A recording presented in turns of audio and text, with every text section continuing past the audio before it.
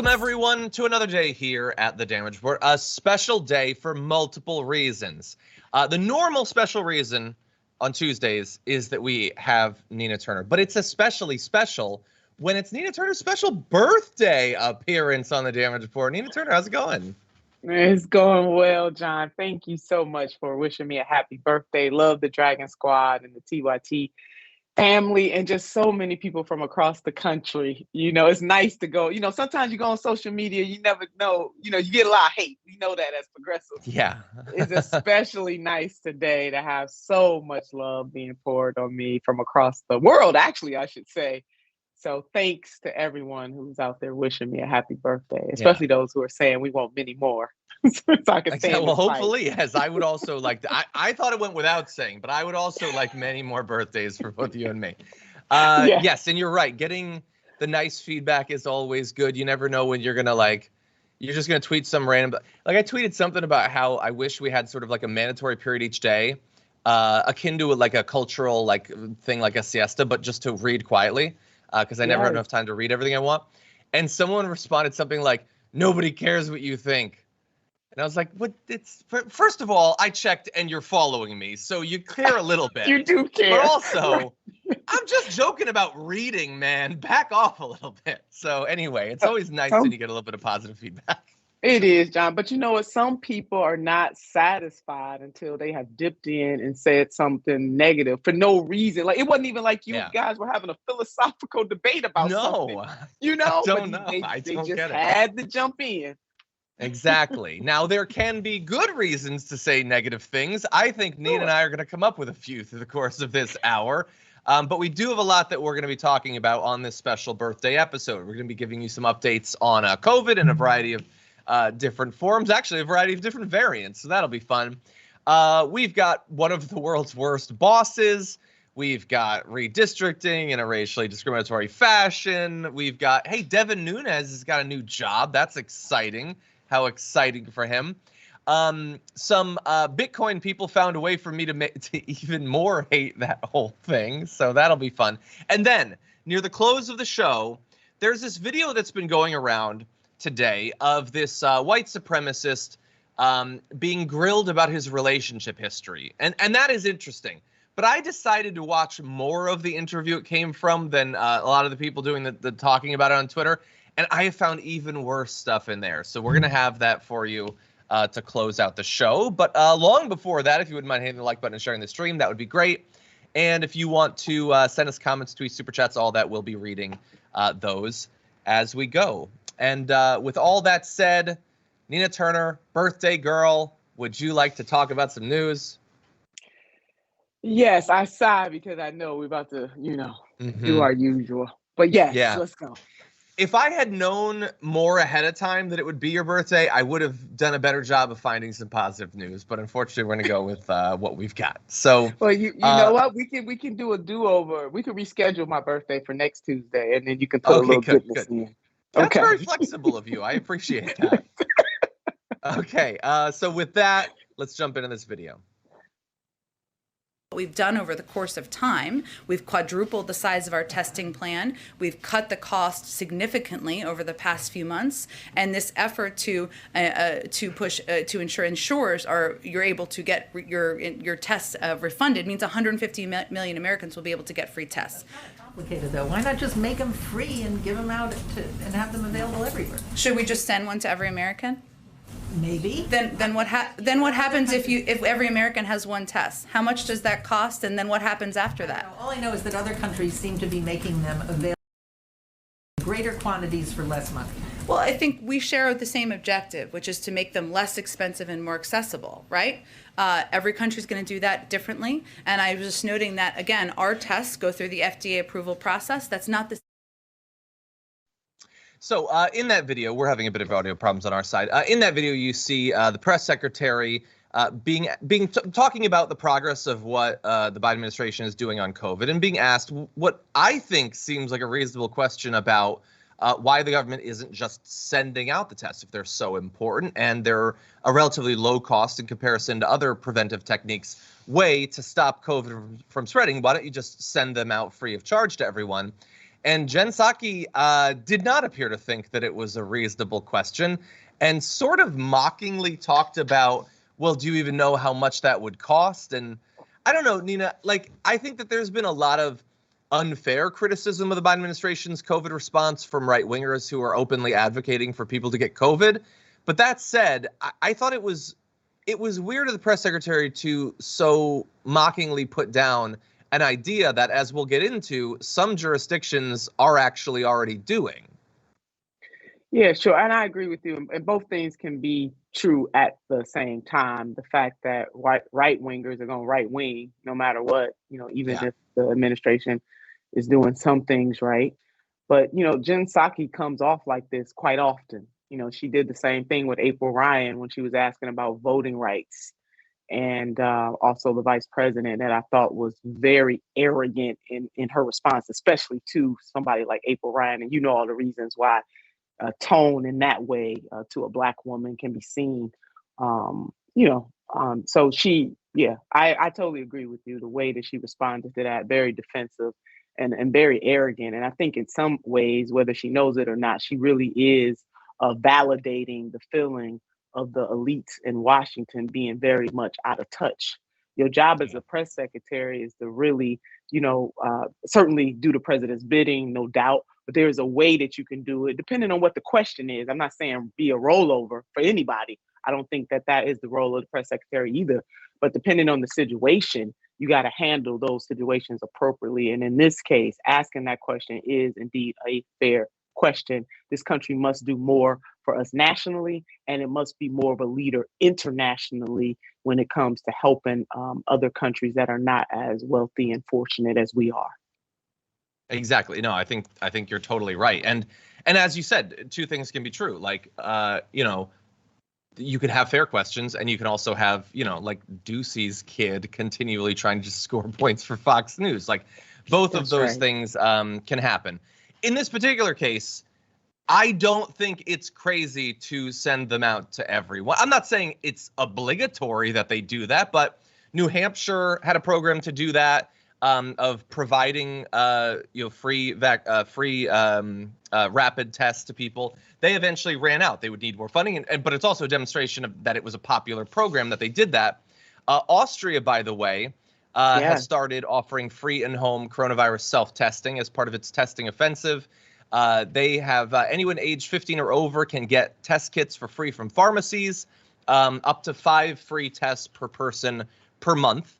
And that certainly would cost something. But if you want to take seriously the idea, that we're going to stop this thing, that is certainly one way to do it. And maybe you have to have a discussion about to how many people, under what circumstances, how many of the tests and all that. But I don't think it should be mocked as an idea. Like, I've experienced this, and I'm sure you travel too. You've experienced this. You want to be responsible around the time, especially when you travel, if you feel like you've been exposed to someone. But those rapid tests in particular can cost up to $200. So sometimes regular people are going to have to make a very difficult call about whether to be financially responsible or public healthily responsible. That's right, John. I mean, you're there. And it is just another way, not saying that every idea is the way to go, but it is an idea. And as you have laid out, there are examples of it being done both in this country and also abroad. And it is something worth exploring in our collective effort, keyword collective effort, to try to tame COVID. So no, everybody can't afford to get that test. And even people who can barely afford it, they probably could use that $200 for something else. So it's just another tool. I see this idea is just another tool in the arsenal by which we can use to try to stem the tide. That's all. Yeah. I think that's a great point.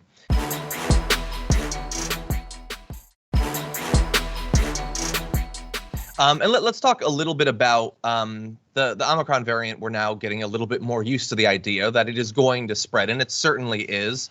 You can see South Africa, one of the first countries it was detected in. You can see their case count going up fairly rapidly in this graphic. And you can see the past peaks that they've been in as well, which actually, based on the look that I did, pretty closely mirror the ones that we had in the United States. Sort of interesting the way that's working. But their cases have very rapidly gone up in just the past few days. Now, in one area there in Pretoria, researchers at a major hospital complex said that the patients with coronavirus are much less sick than those they've treated before, and that other hospitals are seeing the same trends.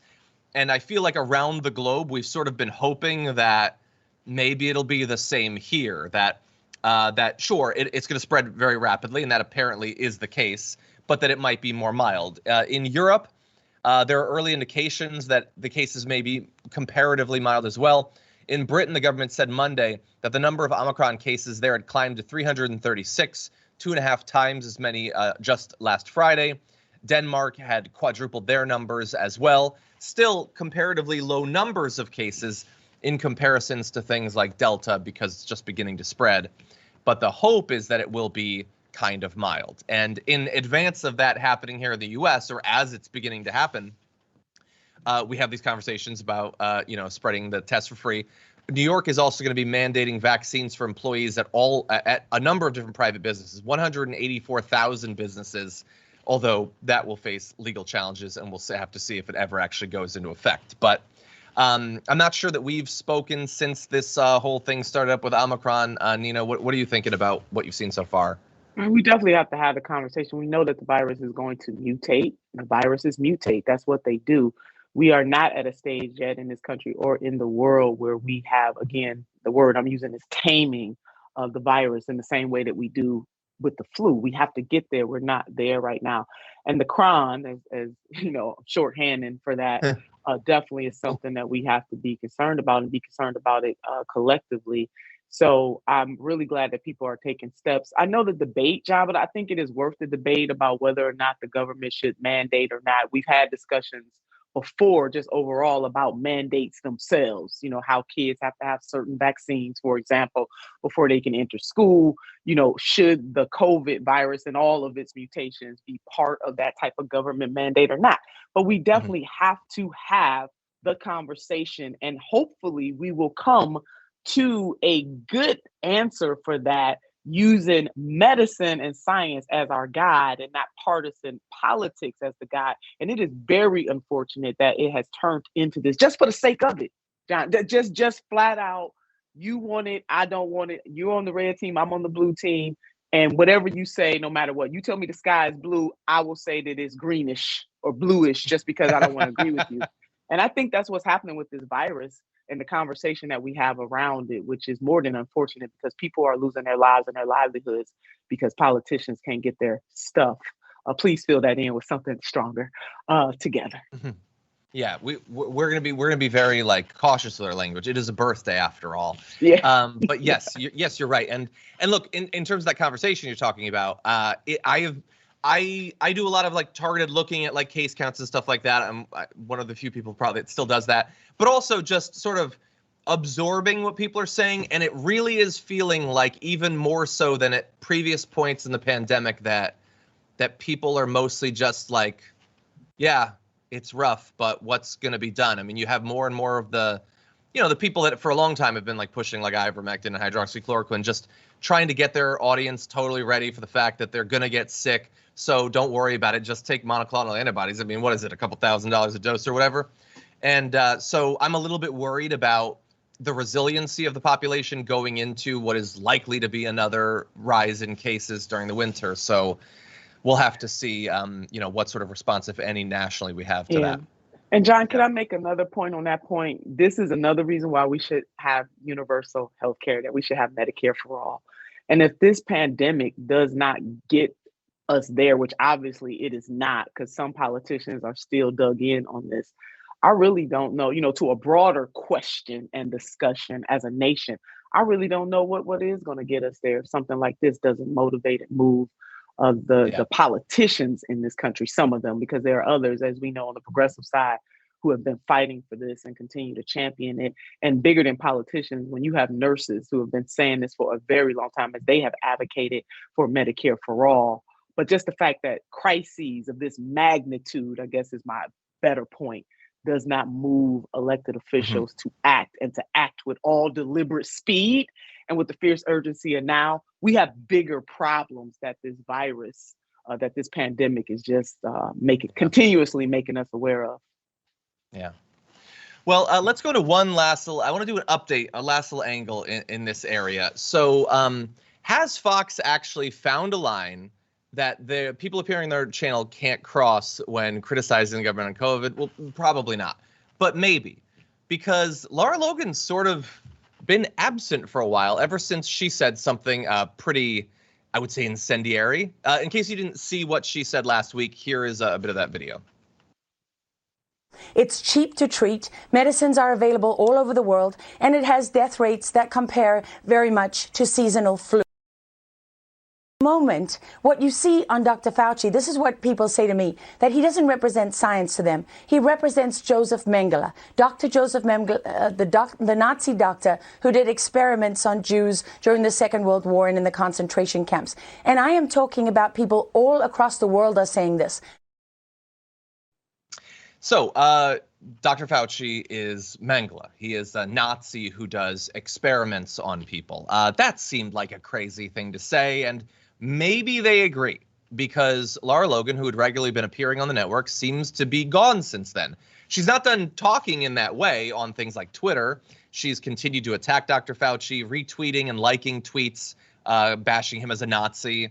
She also blocked the Auschwitz Memorial after the organization condemned her comments. So you know you're on the right side of history when you're doing that. And yet, look, first of all, she could just appear on the show, the network again later today. That's entirely possible. But even if she is gone, I sort of understand why they're not saying anything.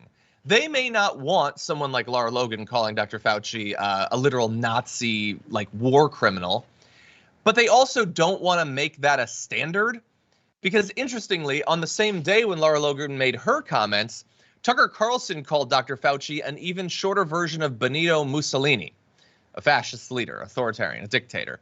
And the thing is, if you were to come out and be like, Lara Logan has been disciplined for the thing that she said, well, then conceivably that's now a standard that you'd have to apply to other people. And they certainly care about Tucker Carlson only about 1,000 times more than they do Lara Logan. So again, Nina, first of all, it's Lara Logan. Maybe we don't care. I'm trying to get a read on if there are any lines left for Fox News, and we don't yet know, but so far she hasn't come back on the network.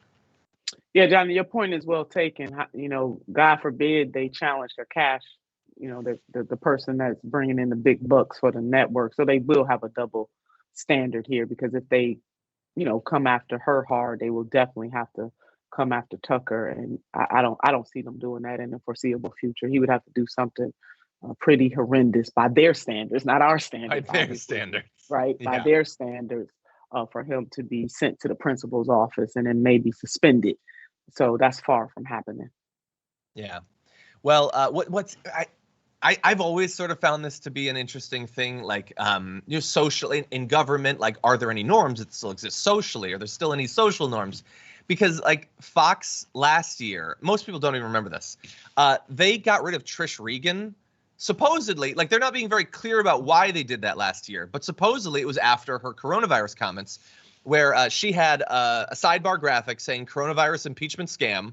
And she said that Democrats were creating mass hysteria to encourage a market sell-off and sowing fear about the virus, quote, to demonize and destroy the president. So that was back on March 13th, 2020. So that was, I think it was like 3 days before TYT went into lockdown mode. So it was very early on in the pandemic. And supposedly, like, the common conception of what happened is that she was benched over that. That would be the most mild thing a person said on Fox the entire day now. Like, they are so much more deranged than that. If you were Trish Regan, how mad would you be that you got thrown under the bus when they're bringing on complete whack job anti-vaxxers on a daily basis now? Extraordinarily mad, like, as in mad as hell.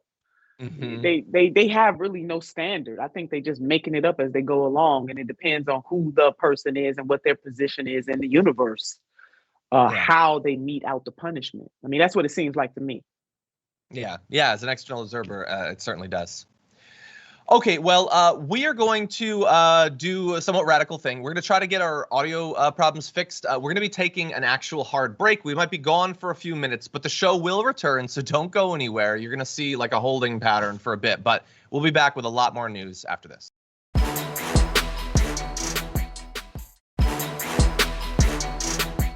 But why don't we get back into the news? And I just want to check with the production team. I'm blue in the monitor. I'm not actually blue on the stream, right? I think I'm probably good. Okay. Sometimes you're just blue, you know? Anyway, with that then, why don't we jump back into this thing? We've got updates on someone who already was kind of looking like one of the worst bosses around. This is Vishal Garg of Better.com, who decided to announce mass firings during a Zoom meeting. Take a look. This isn't news that you're going to want to hear, but ultimately it was my decision, and I wanted you to hear from me. It's been a really, really challenging decision to make.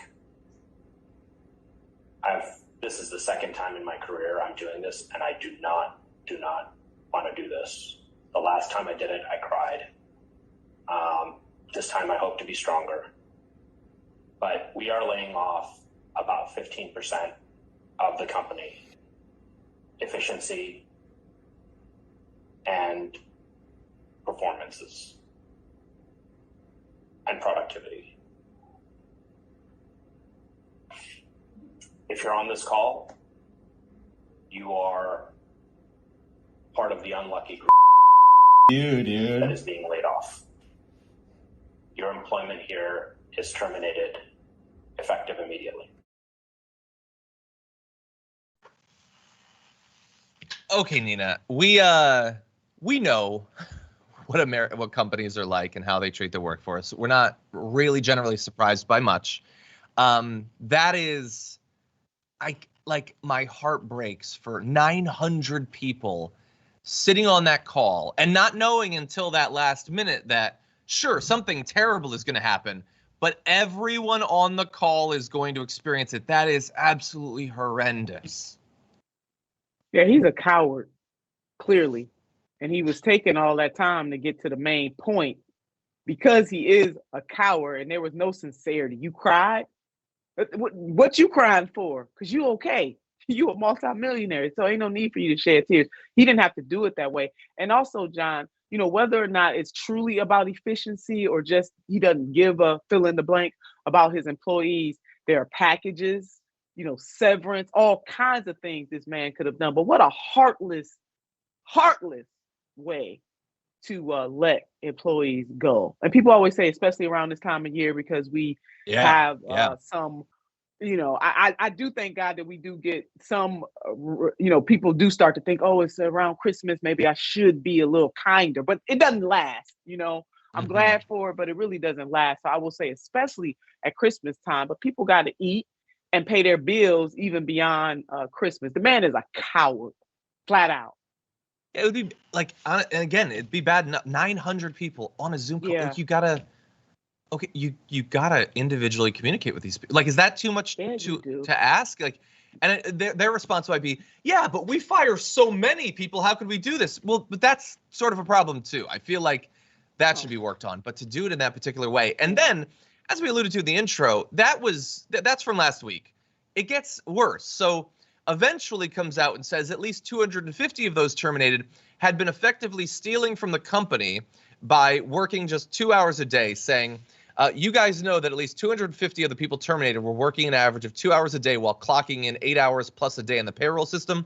They were stealing from you and stealing from our customers who pay the bills that pay our bills. Get educated. When you are a billionaire, do not tell everyone else who's angry about being fired that they need to get educated. Telling people who've been fired that other people were stealing from them is hardly going to make them feel better when they've just lost their job before the holidays. We also have no idea if any of this is true. Now, we know that they like track things like phone calls and stuff like that. And so it sounds like they're trying to extrapolate from the invasive privacy violations that they commit, how much people are really working. But I don't know that they know, and I don't understand why we would extend any trust or faith towards this organization. And even if it was true, it's still horrendous to do this over Zoom. So I don't see this update as making the situation any better for better.com. Oh no, it's called COA. Mm-hmm. That's what he's trying to do, but it's a terrible cover for what, him and the company. He said, hey, this is my decision. He didn't have to do it the way that he did it. He probably didn't even have to do this at all. There are ways to handle these kinds of situations. And, I want to bring in the one and only Dr. Robert Reich, John, in this. And Dr. Robert Reich continues to remind us that the ratio of CEO to worker pay was 21 to 1 in 1965 and 61 to 1 in 1989. Today, it's 351 to 1. Speaking of inflation, wow. ... So they are full of it, totally full of it. And we shouldn't accept that, John. We should not. Because again, this man, given that he is the boss, given the type of company this is, there is always a way to figure something out and not do this at all. He probably didn't have to do this at all. He certainly didn't have to do it the way that he did it. Yeah. So it's a callous indifference. And he is a flipping coward. Yeah. And by the way, as you allude to, also incredibly wealthy. I mean, multiple places are saying he could be worth up to $4 to $8 billion. Yeah, I underestimated him. I thought he was just a multi-millionaire. Yeah. And thank you for letting it be known that he is way up in the stratosphere. Talking about he cried. What about the people who won't be able to pay their bills? What do you think he's full of it? Okay, because it took 100%. John, did you feel any sincerity in that foolishness?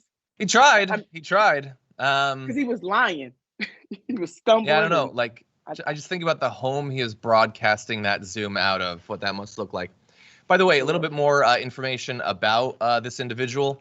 So he apparently is reportedly criticized people for not stocking mini fridges with Fiji and Perrier.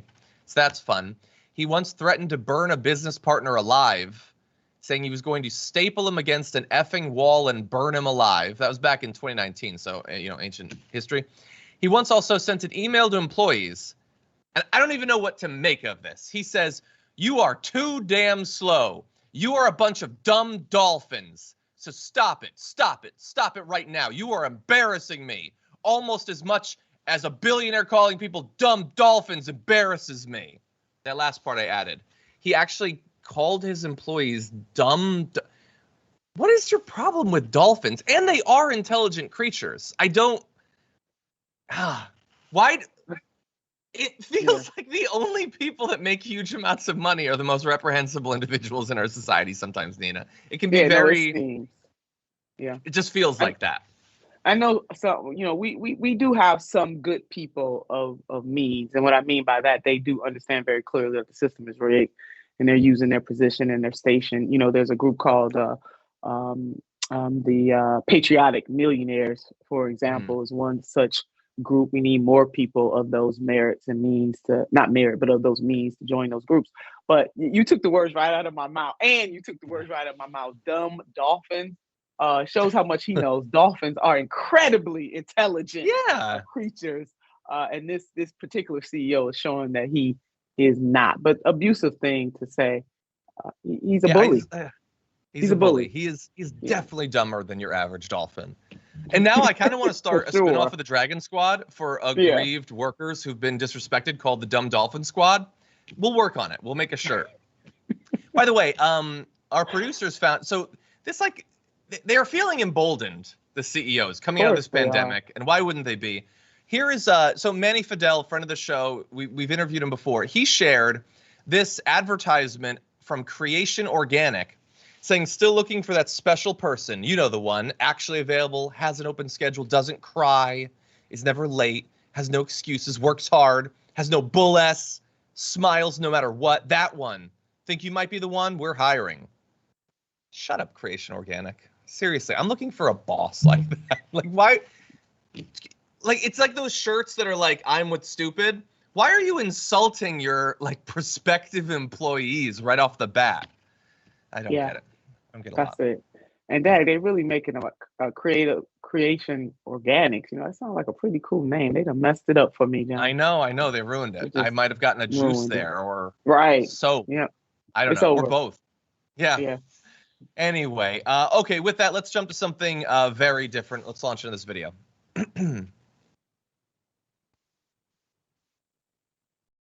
Today, the Justice Department has filed suit against the state of Texas for violating Section 2 of the Voting Rights Act.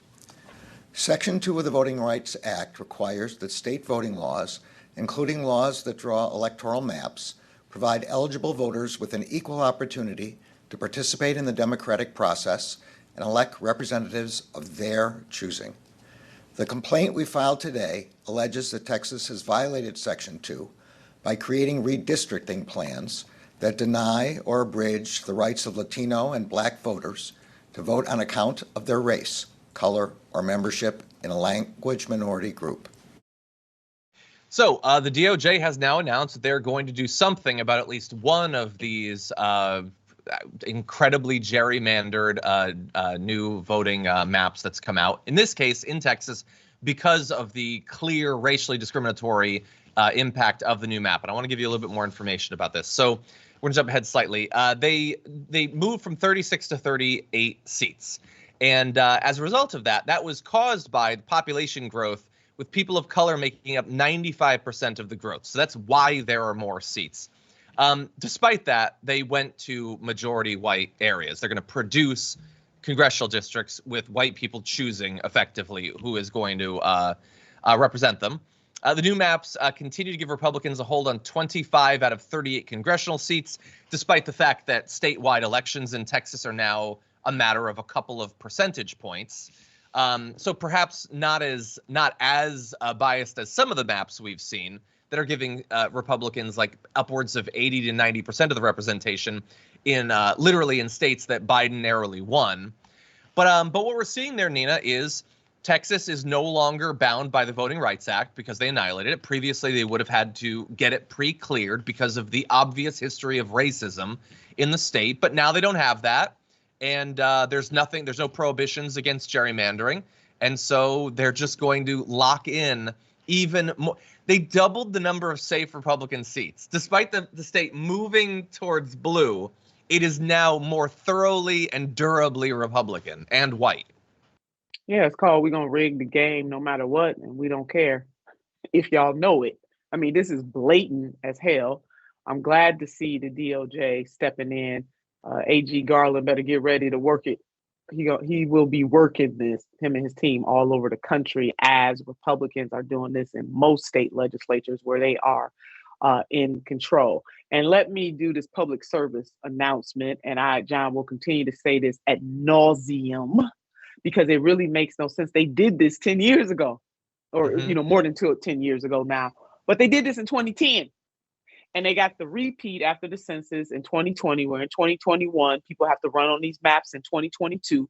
We've been to this bad movie before. And what really burns my behind is the fact that the Democrats lifted not their finger to be forward thinking and looking to really secure, to really work hard to try to win state legislatures who draw the lines in most states. There are some, supposedly nonpartisan bodies that do it too, but we know by and large state legislatures get to do this.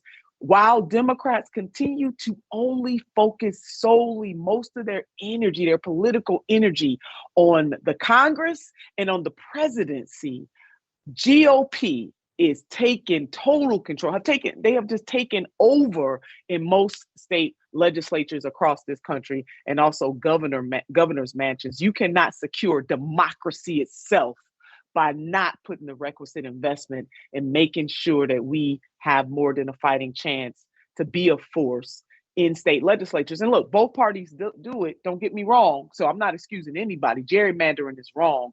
But with such technology, it is more of a laser-focused exercise, and it really is putting democracy in jeopardy. There was a little thing called Shelby v. Holder, John. Let me throw that out there, that the Congress should have answered a long time ago. But here we are. Yeah. Yeah, and you're being super fair by like, or super, I would say transparent, unbiased by pointing out that the Democrats do it too. Some Republican might come back, a conservative watches and be like, yeah, well, the Democrats sometimes do it too. And I would answer that, yeah, and we're asking to ban the entire process, to stop Democrats from doing it as well. Why aren't you doing that? You're saying both sides are doing it, but you seem okay with the fact that both sides are doing it. We are not. And and you're right. The Democrats effectively, like 15 years ago, gave up on ever winning a single state legislature seat. But that was, of course, there are failures at multiple levels. So they don't compete in those. So what do you get? You get Republican state legislatures that are going to do these biased maps. You don't fight in the Senate to stop the practice, or to actually get people from, like, allow your president to put people on the Supreme Court, as is their right. So then you also get a Republican, a conservative supermajority in the Supreme Court. So our hope right now in covering this is not to, like, convince conservatives that this is happening or it's bad. They know that it's happening and they don't care. They just want power. We're hoping people will put pressure on Democrats to do something about it, because the only other hope is that the DOJ actually goes through with this, and that it works its way up through the court system to the Supreme Court, and we're supposed to expect that Amy Coney Barrett and Kavanaugh and all them are going to stop the Republicans from doing this. Okay, maybe. Well, that would be cool, but I don't know why we would be convinced that that was likely to happen. Long shot, John. I mean, you laying it out. This is going to take this is a multi-front conundrum here. And so we have to start paying attention to legislatures, making the requisite investments to make sure that conscious-minded Dems are winning those seats, and that politicians some of these people can't be shamed, but just to remind us that democracy itself is in peril. One side does this to the extreme. It turns out that voters are not choosing their elected officials. It is the other way around. When I was in the state legislature in Ohio during the last redistricting process, I was there and I voted against those maps for the very reason we're having this discussion right now. And the Congress certainly abdicated its responsibility to correct Shelby v. Holder. And even in this very moment, the For the People Act, the John Lewis Voting Rights Act, and doing away with the filibuster, we still doing the dance on that, John. I'm telling you. Yeah, 100%. And again, like, I guess, okay, it's good. Merrick Garland's actually doing something, but the Democrats still, I know it's so easy to forget it. They control the Senate, like, technically, if the parliamentarian lets them. And they're just allowing it to continue. They're just allowing it to continue.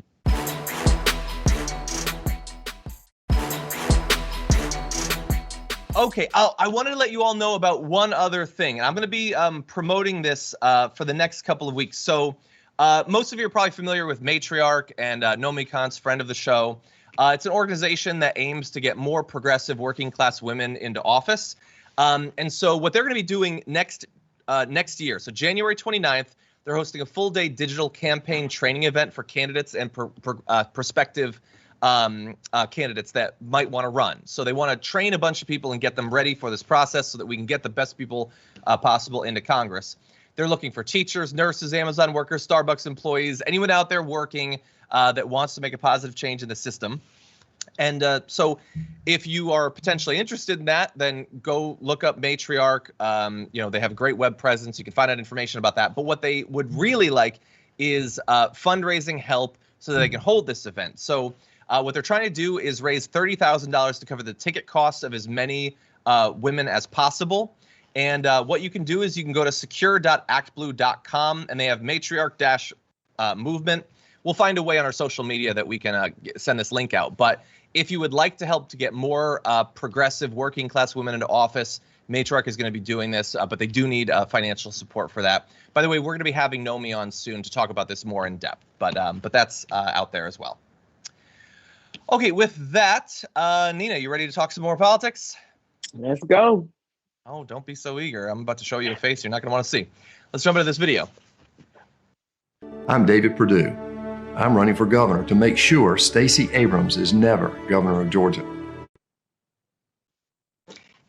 That's enough of that. It's a whole ad. It's like 2.5 minutes long. I honestly couldn't stand to watch more than 7 consecutive seconds of David Perdue, but he is going to be running. He wants to be the next governor of Georgia. And what's interesting is that in that intro to the ad, He says he's running to stop Stacey Abrams, who will be running on the Democratic side.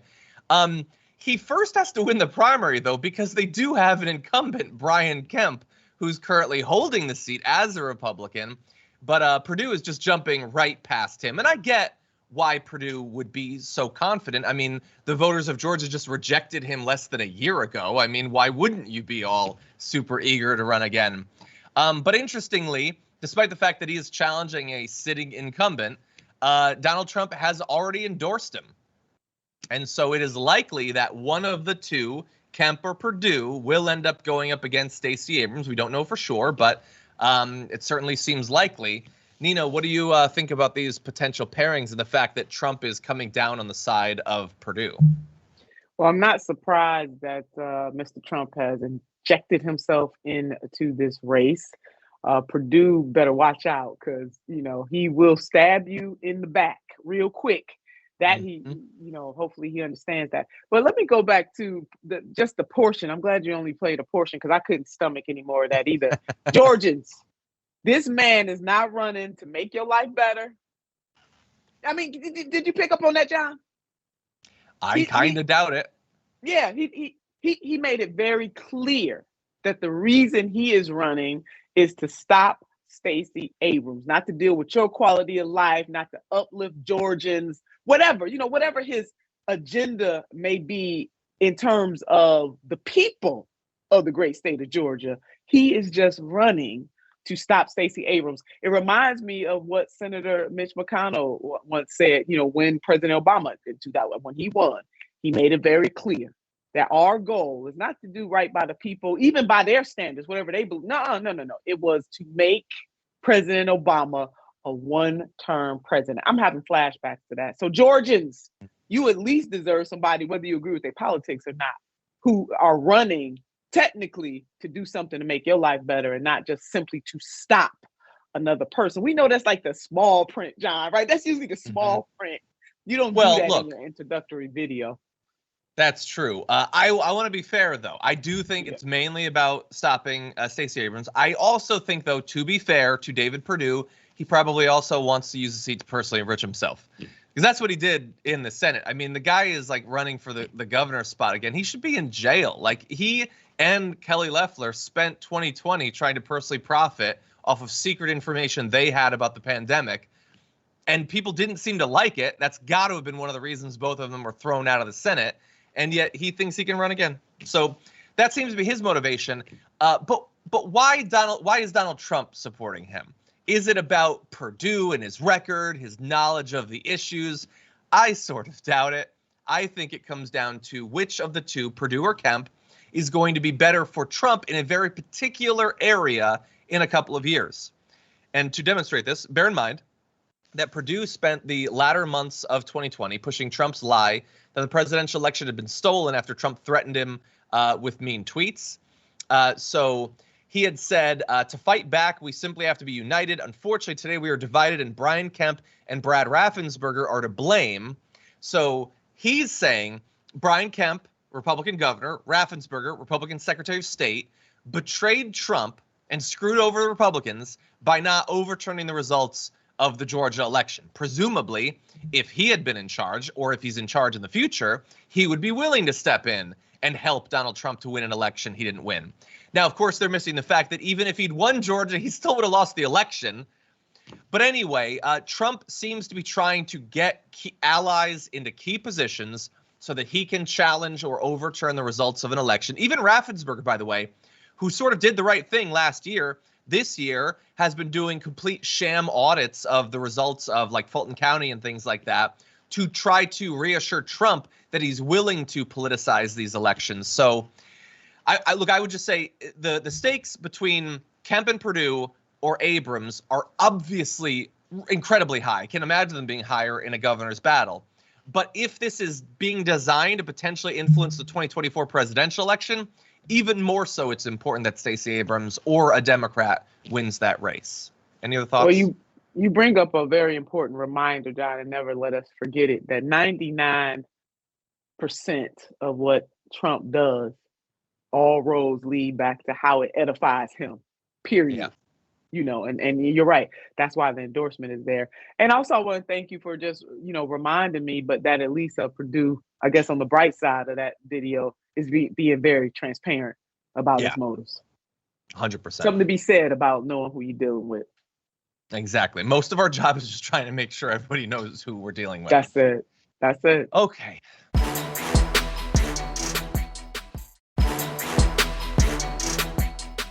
Yeah. Well, we're going to close out the hour with, this is a terrible birthday present to give you, but actually, there's a little bit of good news here. You know what? Maybe this will serve. It's the best news we've got today. Let's jump into this. A new trial is now being ordered for Tim Gilbert in Tennessee because of the conditions of the room that the jury in his previous trial were deliberating in. So let's give you the results. This is absolutely insane. So he'd previously been sentenced to 6 years in prison after a conviction on charges of aggravated assault, reckless endangerment, unlawful possession of a weapon, and resisting arrest. Here's the conditions under which the jury deliberated for that. There was a room with a Confederate flag, portraits of Confederate leaders, and a framed letter from the UDC's national leader. Gilbert's lawyers argued that having a room festooned with Confederate memorabilia and maintained by the Daughters of the Confederacy, the UDC, implied that the court subscribes to the Confederate principles and that to many the Confederacy and racism go hand in hand. We're not going to make the case and explain why that is the case, but I believe it to be the case. And so the appeals court ruling said allowing the jury to decide whether Gilbert was innocent or guilty in a room maintained by the United Daughters of the Confederacy exposed the jury to extraneous prejudicial information and violated his constitutional rights to a fair trial conducted by an impartial jury. It's hard to imagine how you can be impartial when you are surrounded by that sort of propaganda. What do you think, Nina? I mean, the jury was all white. So plus the ambiance, if we want to call it that. Again, I'm trying to stay PG of that room. The court made the right decision there. So you're right, little ray of hope here, just a little bit, because this shouldn't have never happened in the first place, John. And I tell you, the more progress we make, it always seems like we have many more miles to go. And that it is it. I mean, I definitely know that, but sometimes it just gets to you that justice is certainly never a destination. It is a damn journey. For real. Yeah. I'd like to have like this organization. I mean, were we in the 50s, the 40s, the 30s? I mean, what I know. What year are we in, and what century are we in? You know what I mean? Can we ask that question? Yeah, that people are still participating in an organization like that, let alone that they're having this constant presence in a room that a jury is deliberating in. I know, like, people have for years been saying, well, you know what? It's just, it takes time and the old racists die off and then we're moving in a bit. Are we? They just recycled. No, they don't. Yeah. They never die. I always say evil never sleeps, so good can never take a vacation. That's just bottom line. Every generation is going to produce these same iterations. As much as it pains us to say that, that is true. I agree. I certainly agree. And we can't take a vacation, but it being your birthday, I hope that you at least have a little bit of fun planned. Any fun activities for the remainder of your day? A little bit, but I'm serious, John. I have to reschedule my birthday, but I'm gonna get a little in. I'm a yaya, so I'm going to hug on and kiss on my grandbabies. So that'll bring that a sounds big fun. Smile to my That'll face. be awesome. And my son was my gift in 1989, born that's awesome. 2 days before me. So yeah. Oh, that's great. That's awesome. Well, I can say you brought a smile to my face and seemingly to a lot of the audience. So as always, Nina Turner, thank you so much for joining us. Hope you have a good one. Thank you so much. And thanks to the Dragon Squad as well. Thank you. Everyone at home, thank you for joining us for this first hour. We do still have more news to get to. So we are going to take a short break, but don't go anywhere. If you're on YouTube and Twitch, we got more news coming. Some of the videos I'm going to be showing you are absolutely insane. So can't wait. I will see you in just a few.